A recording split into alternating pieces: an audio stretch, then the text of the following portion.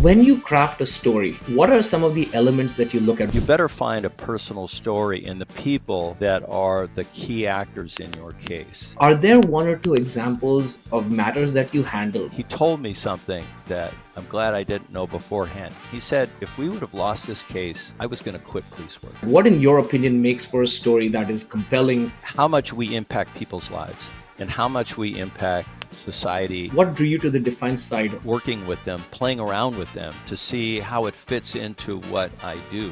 What arguments do you make? I need to be better at making my side of the story more open to embracing technology and how it can help them. Wow, I didn't see that. That's important. This is The Litigator's Edge, the podcast where smart strategy, practical innovation, and real-world experience come together to move litigation forward. Each week, we sit down with attorneys, legal tech leaders, and trusted advisors who are rethinking how great legal work gets done. You'll hear how law firms are building a competitive advantage. These conversations are grounded, insightful, and designed to help you refine how you work and how you win. Here is your host, Aniket Sawant. Hello, everyone, and welcome to The Litigator's Edge, a podcast where innovative attorneys reveal the strategies that have transformed their legal practice. My name is Aniket Sawant, and I'm co-founder and CEO of Threadio. My guest today is a civil defense attorney extraordinaire, a veteran of over 100 trials with a distinguished career of more than 4 decades under his belt, leadership positions in invitation-only elite defense counsel organizations, an extremely tech-forward attorney, and a wonderful human being. It is my pleasure to introduce to the program Bob Christie. Bob, thank you so much for being here. Oh, you're very kind in your opening remarks. I appreciate that. It's a pleasure to be here. Thank you. Yeah, thank you, Bob, for making the time. Bob, as you know from previous podcast episodes, we always like to start by asking every guest either a fun fact about themselves or a cringe joke that they may want to share with the audience. Which will it be for you? I'll share a fun fact. So even though I'm about to enter my 7th decade, I still water ski actively. And this past weekend, I taught my 9-year-old and 5-year-old granddaughters how to water ski. That's a fun fact. That's amazing. Do you go locally? Is there a lake or water body nearby? My office sits on Lake Union, which through a canal puts me on Lake Washington. There's also a couple man-made water ski lakes nearby that I go to, but mostly I just free ski on Lake Washington. That's amazing. That sounds like something I should add to my to-do or bucket list. It's something I've done my whole life. I really enjoy it still. That's wonderful. I think that's a great segue in terms of your whole life into our next question, which is every guest that I have on the show, I think of them as a superhero. They've done so much, and every superhero has an origin story. And I'd like to know yours. Great question. So I grew up in Spokane, Washington. My dad was a World War II veteran. He was a crew chief on a C-47 stationed domestically. He never went overseas, but he was an excellent mechanic with his hands. That was always something that he was great at. So when I was born, he owned a service station, and he was a service writer in a Buick dealership. I say that because I went to a huge public high school full of blue-collar kids, and of the 730 people in my graduating class, there might be 4 lawyers. There weren't a lot of high hopes for where people would go. They would go to college, but not professionally. And I ended up at the University of Washington. I was a major in biology and then in environmental studies with no idea what I would do after I graduated because there were no jobs. So a very good friend of mine who is now a highly successful plaintiff's lawyer, was a dear friend. He knew he was going to go to law school from age 6. And so I thought, well, I'll go to law school, practice environmental law. I went to law school, I clerked for a judge when I got out, and then I started doing civil trial work. And 4+ decades later, that's my passion. That's an amazing origin story all the way to law school today. So you mentioned that your friend was a plaintiff's lawyer and obviously built a distinguished career on the defense side. What drew you to the defense side of things, and how do you find that side to be? That's another great question. And I have handled cases on the plaintiff side occasionally. I just have found a lot of satisfaction in being brought into a relationship that is forced on my clients, because I get hired most typically by them, often by an insurance company because they've been sued and they have coverage. So all of a sudden I'll be representing a doctor or a lawyer or an accountant or an insurance executive, and they didn't go out and select me. So it tests that ability to form trust in a relationship that's been forced on someone, and then really nurture that relationship and then execute and keep their confidence in what is a very scary situation. Most of the people I represent have never been sued before. It's their only brush with the legal profession. I want them to know that I know what I'm doing. and they don't need to worry. I'll keep them posted. And I've just really enjoyed this side of the practice. And another interesting thing, and maybe it's a bit of the mindset, the lawyers on the defense side of the practice are not braggadocious. A good outcome for us might be paying 10 million instead of 100 million. And so you define your wins a little bit differently, and you're not bragging about your last verdict. So that's what makes the organizations that I'm in so collegial and sharing, is we're not fighting against each other. One of the things that you mentioned in your bio on your website is that law is a calling. Can you maybe speak a little bit more to that? I had the really good fortune in law school. My professor for ethics ended up being the first person to hire me, and he was a state court, appellate court judge, Vernon Pearson. What I really learned early about the profession, really knowing nothing about it coming out of law school or coming out of my undergraduate degree in biology, is how much we impact people's lives and how much we impact society. That if we don't bring civility and professionalism to our craft, our discipline,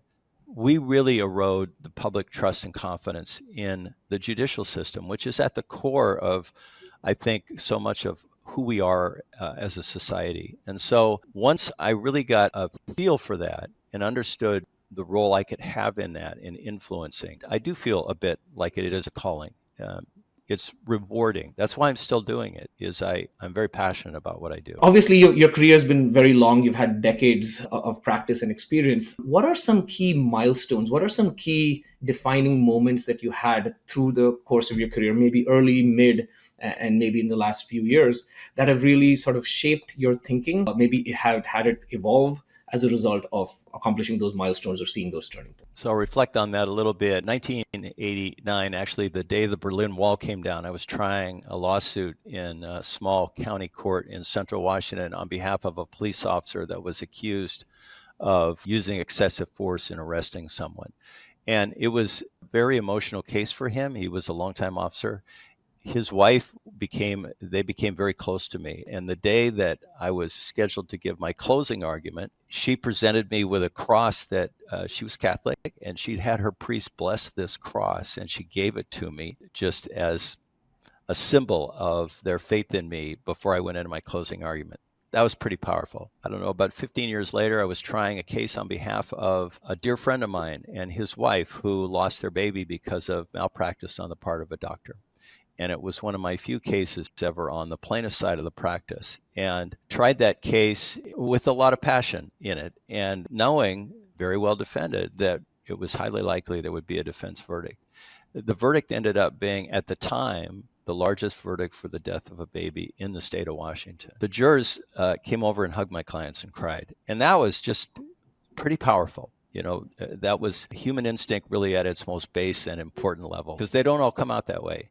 But you do remember that you do influence a process. And the other thing that I think that just keeps me going is I love the power of storytelling, of taking something that needs to be crafted in a way that is compelling and that someone will listen to over days, perhaps, and sometimes weeks. That's one of the most novel things about what we do, at least what I try to do. And so that doesn't really directly address your question, but it is part of, I think, what keeps me going. That's amazing.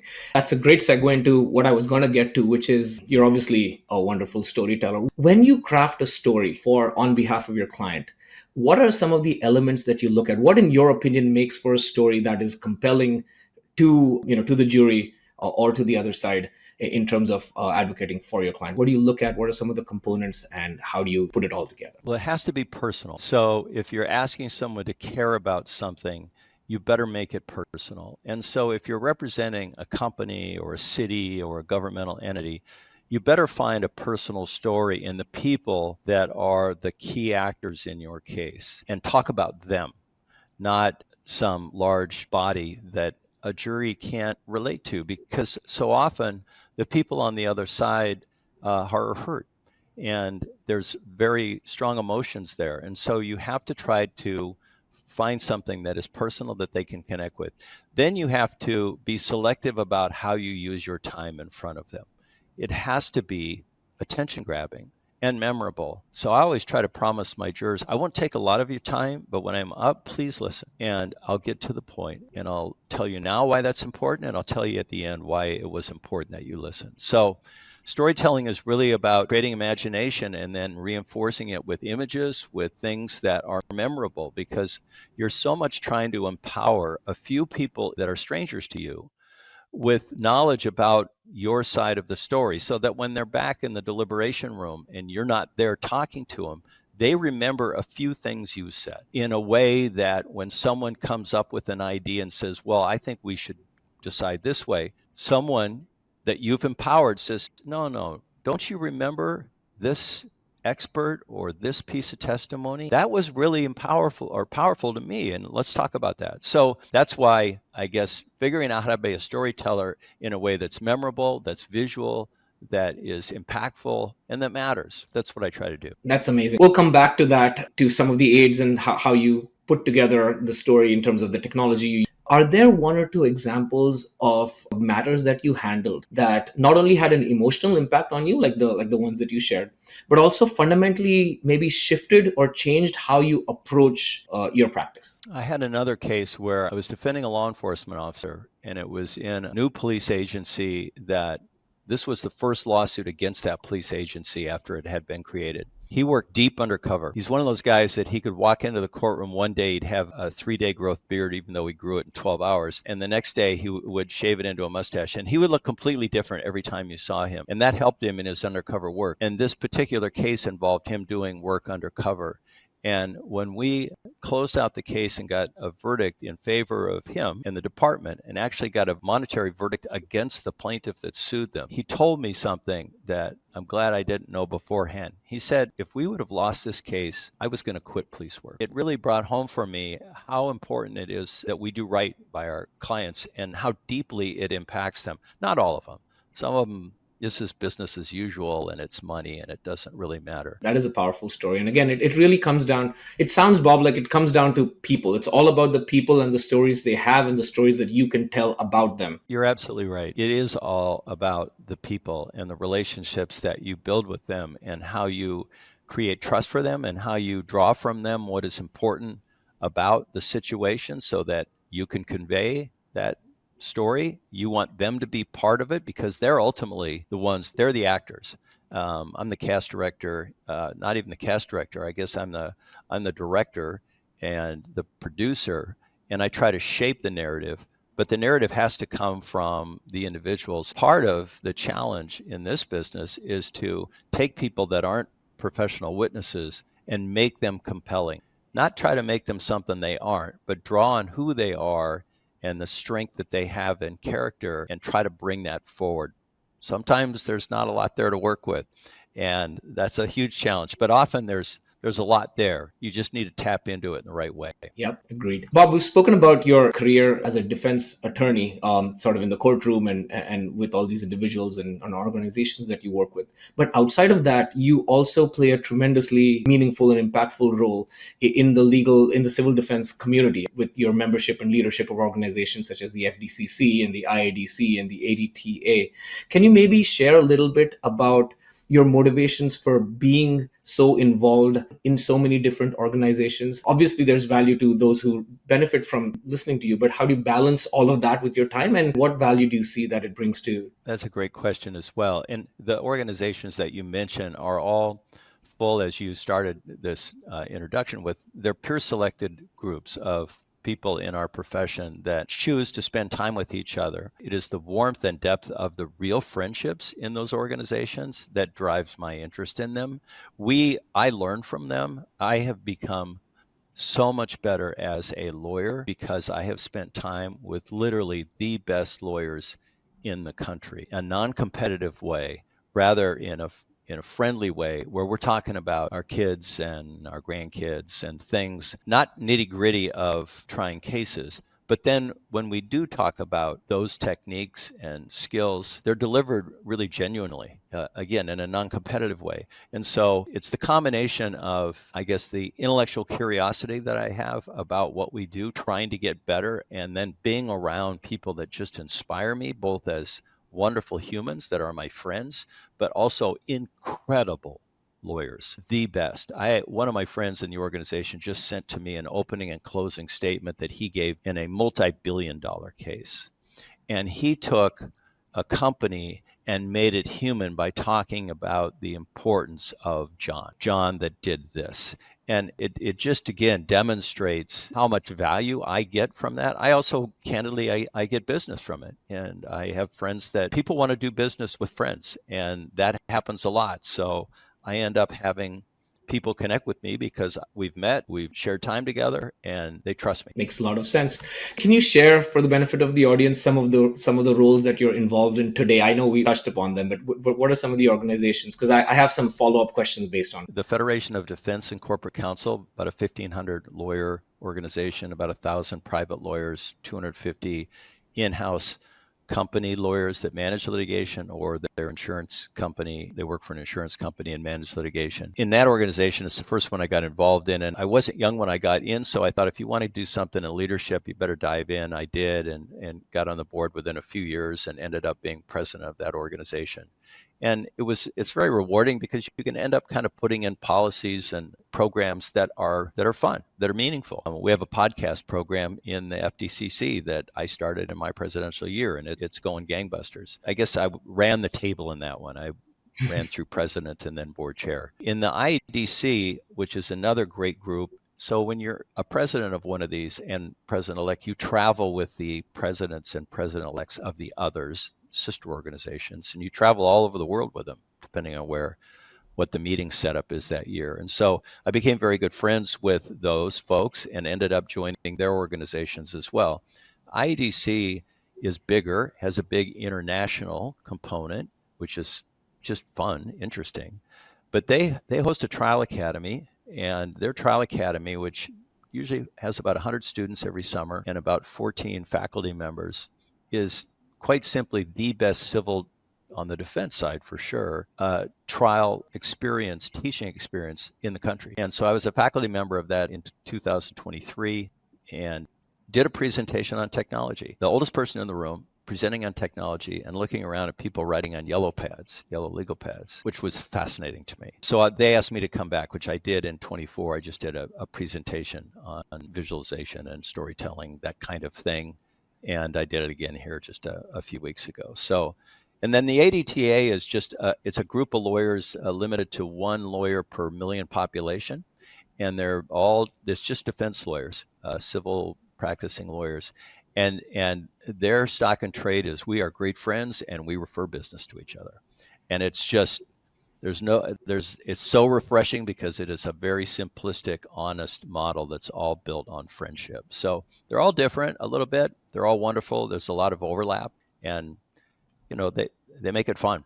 This is a hard business, and they bring some levity to it. You mentioned that you taught at the Trial Academy, and you've obviously taught many different fora over the years. If I'm a younger or less experienced trial lawyer and I'm attending one of your courses, what advice would you give someone like me in terms of mistakes that less experienced trial lawyers make? And what is the core principle that you hope that they would take away from your teaching? It starts with trying to tap into your personal strengths, because you really have to draw on who you are. If you're soft-spoken, you can be soft-spoken, but you got to figure out how to be effective and memorable. If you're too bombastic, you might want to temper it again, but humility, I think, is a key thing that we try to teach trial lawyers, because a lot of people think that ego forward is effective. It's not, in my view. Humility in front of a group of strangers usually gets their attention better than bombastic, loud statements. And really principled ethics, understanding the importance of what we do, being competitive for sure. We are a very competitive business, but doing it in a way that's respectful to the court, to the judiciary, even if you don't agree, to your opposing counsel. I think those things are all traits that young lawyers, inexperienced trial lawyers need to embrace, and then just work on getting better. And it takes work. How do you can collect information, you can organize it, but then how do you find what's important out of it? How do you synthesize down to what's the essence? And then what I tell them is, how do you figure out how to present that in a way that mesmerizes your audience? Because it's one thing to put up a document, but you need to make it memorable so that they go, oh, wow, I didn't see that. That's important. That's a great segue into our next sort of topic, which is just pulling a few threads together from the conversation we've had so far, which is, you mentioned storytelling, you mentioned humanizing, you mentioned, being a teacher of technology when you're maybe not the youngest person in the room. You've made presentations on, AI and the art of visual presentation. And so for litigators who might still be hesitant, and, there's the legal community is maybe not as a whole the most tech forward, what arguments do you make to your peers in terms of why they should be more open to embracing technology and how it can help them basically be a better litigator and improve their outcomes? I guess more broadly about just the art of presentation in the world of a short attention span is critical, right? So everyone in our audience watches a stream, they watch TV, they see things come on and off the screen, they watch how professionals have tried to grab their attention in terms of how they focus information on a screen.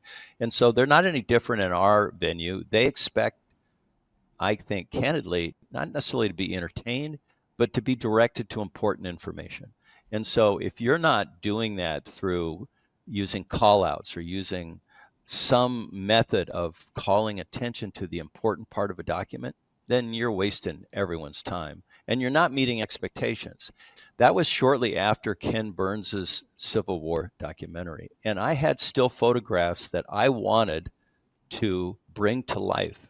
And so I hired a professional to help me do what is now the Ken Burns movement on a Right. static document or a static picture. That's exactly right, moving in and out. And I did that in that case by having it burned onto a disc, and then you'd have to scan a barcode, point it to it, and it would go to that exhibit, demonstrate it. So I just, over time, have recognized that my audience, I want to deliver for them in terms of getting them to the point of information that's important so that they remember it. And then on your subject of AI, I use a number of different generative AI platforms to help develop themes. There's no reason not to use these. I'm not putting in confidential information. I'm saying I'm a trial lawyer. I'm help craft an opening statement on this particular subject. Do it in a storytelling fashion and be compassionate. And then just see what it says. And if it doesn't give you what you want, my experience with these, and I do it in every case I have, is because it gives me ideas. It gives me phrasing that candidly, I don't think I could come up with. To me, it is a no lose. If you're not doing it, you're not taking advantage of things that are just sitting there that are really powerful for what we do. That makes sense. When speaking with members of the legal community about AI, what misconceptions are you hearing that people have, attorneys have, and how do you sort of encourage them to overcome those concerns or misconceptions that they might have? Yeah, that's a great question, and you run into that because you are so important to what we do by providing this incredible service of summarizing something that historically has been done in a labor-intense way that is candidly not as good as the product that you generate. Thank you. Aniket. So I really give you credit for recognizing that and filling that niche.